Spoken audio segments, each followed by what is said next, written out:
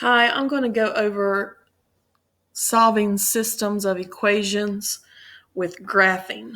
There are several different methods. This one is graphing.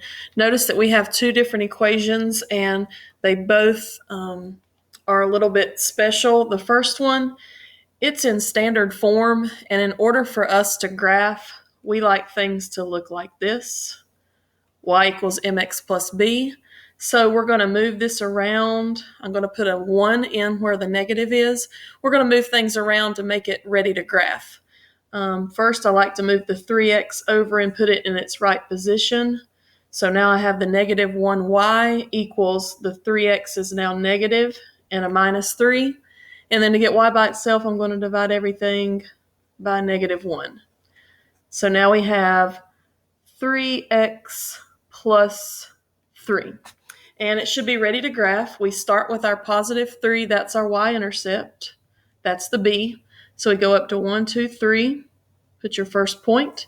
And then our rise over run is up 3 and right 1. This is our m. Up 3 from this point. We go up 1, 2, 3 and over 1. Up 1, 2, 3 and over 1. And to make it evened out, I like to do it in the opposite direction as well. Down 1, 2, 3, left 1, down 1, 2, 3, left 1, down 1, 2, 3, left 1, just so I have several points to make the line. And then the next line is a special one. This is a y equals. Notice there's no x in it. When you have a y equals, that is a horizontal line. Now, if it was an x equals, maybe let's say 5, that would be a vertical line. So just remember those are special lines. So I'm going to go on the y-axis. This is a way to help you remember this. On the y-axis, put a point at negative 3, and then just simply draw a horizontal line through that point. Now, our solution that we're looking for right now is where the two lines cross. Right there's where the two lines cross.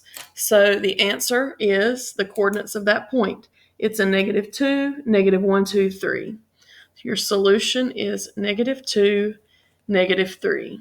This is your x and this is your y. Now you could check yourself by going up here and plugging in a negative 2 for the x, a negative 3 and for the y, and you should solve it and it should get negative 3.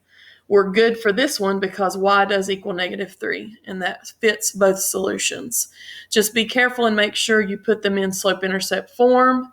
Be careful with your x equals a number, that's your vertical lines. Y equals a number is your horizontal lines.